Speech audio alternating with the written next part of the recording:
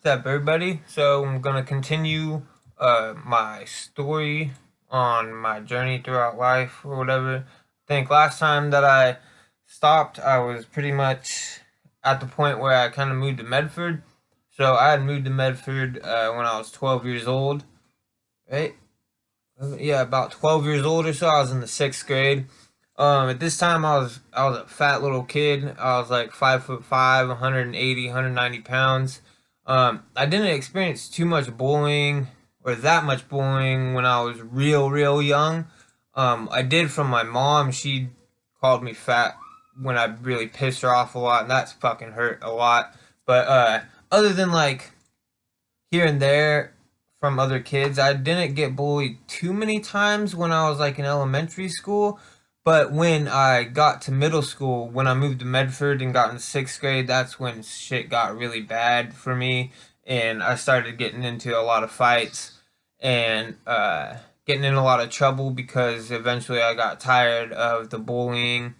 Especially in sixth grade, I like threatened to stab somebody. Got in a few fights. It's because these fucking kids wouldn't shut the fuck up. And it's like I know I'm fat, man. Can you stop fucking telling me? And like they thought it was just like funny to fucking pick on me or something. But uh, so sixth grade was kind of a shit year. Um, sixth and or seventh grade kind of changed a little bit. No, it was eighth grade. So sixth and seventh grade were pretty shitty for me. I got bullied a lot because I was fat.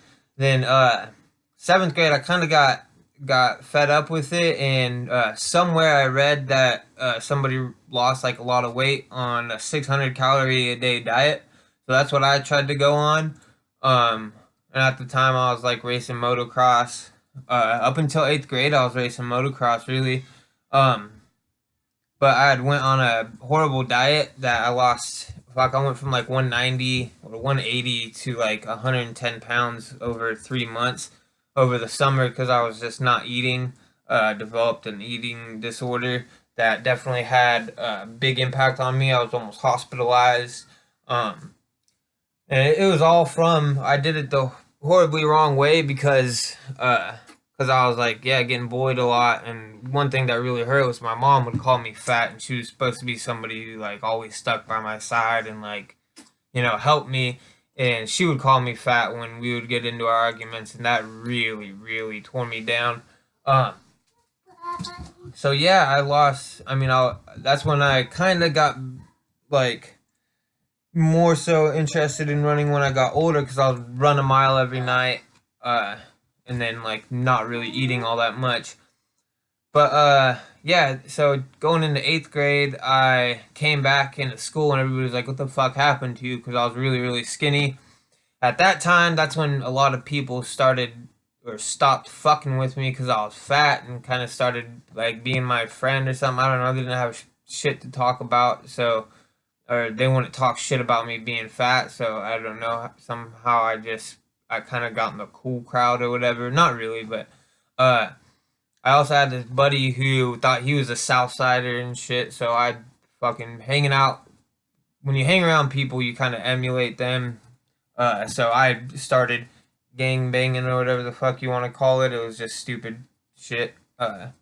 That led down a lot of bad paths. That led to some charges on my record.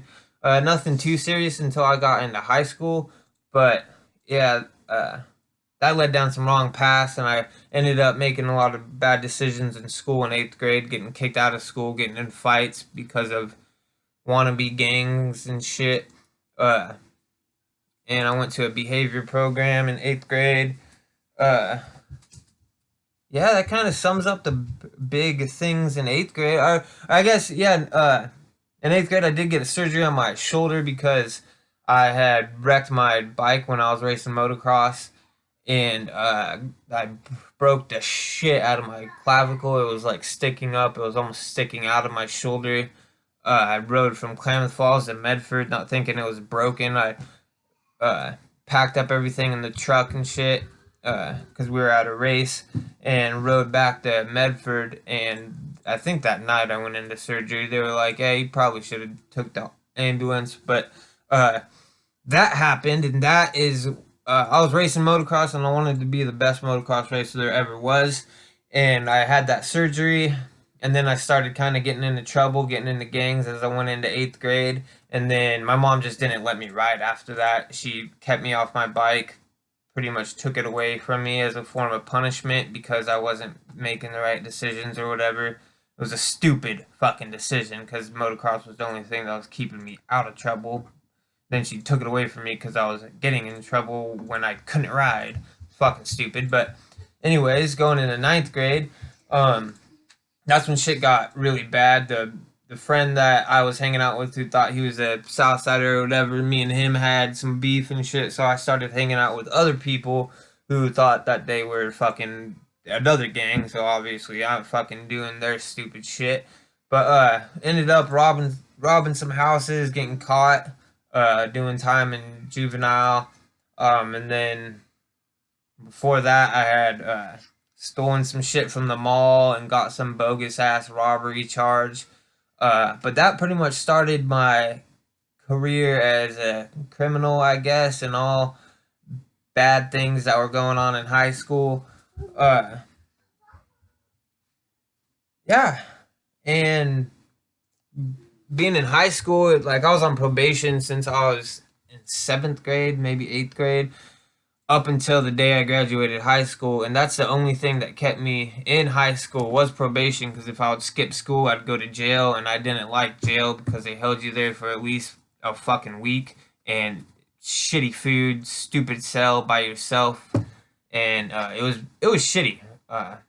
Big boy jail is a lot easier and a lot funner than little boy jail. I'll tell you that. Uh, but yeah, that's what pretty much got me through high school is being on probation because I didn't like going to jail if I skipped. But I did get into selling drugs, doing a lot of ecstasy. That was my thing in high school was ecstasy. And then I was smoking a lot of weed, but I mean, I always smoke a lot of weed. That if anything that helps me, calms me down, gets my mind right, makes me feel things for my actions. But yeah, I had a pretty eventful high school year, or high school year, huh? High school 4 years. A lot of problems with other people. A lot of problems with like Southsiders and shit, and them trying to jump me, and me not losing fights because I don't like to lose fights, and fuck them.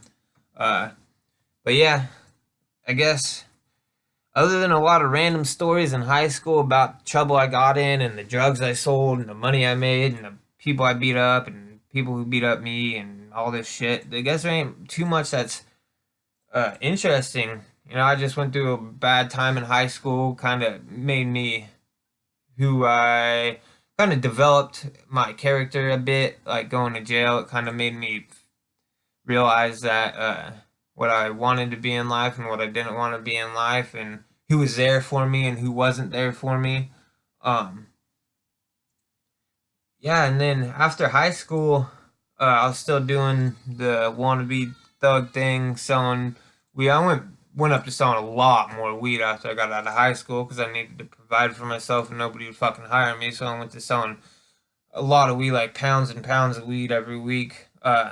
Which helped a lot because I made thousands of dollars and was able to spend it on cocaine and whatever the fuck I wanted. Uh, I was living a pretty decent life other than not really having a place to stay because I didn't want to waste money for a place to stay when I had a car and shit. But uh, yeah, and at that time, like in high school, me and my mom had pretty big problems.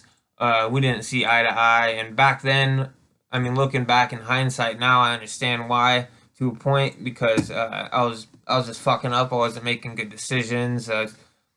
Partying all the time, drinking all the time, not really respecting her all that much. Um, but then what started my homelessness, as much as I can remember, is when this stupid cunt Renee moved in.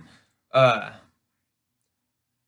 yeah, that's what started my few years of homelessness. Is me and my mom would argue and stuff, and get down a lot for not having a job when I was looking for a job and doing positive things. I was training in MMA a lot. I was getting fights and stuff. I was actually actively fighting. I was doing things with my life, and after that woman moved in, me and my mom had a lot of problems because I feel like she took out the anger that she had on that person. She took it out on me because she could. I was her son, you know. So started sleeping on the train tracks at night. I had this buddy James who he was my main training partner. I would always crash at his house, or I was actually living with my sister Monica and Margaret and well, Miko was living with his mom, but I was living with Monica and Margaret for quite a long time, man. I mean, and then old homie Brock, I would sleep at. A lot of times I was sleeping outside. So yeah, that's what started my homelessness. Is not having a great relationship with my mom, and me just getting fed up with the mental games and the mental fuck that she gave me. And I always thought I was kind of crazy growing up because I was like, nobody else sees the like mental fuckery that she did to me all growing up. Uh, and she talked a good game to everybody, so it always made me feel like I was a crazy one, like I was a fucked up one that was doing all this fucked up stuff. But in reality, we both had our fucking issues. I can admit it.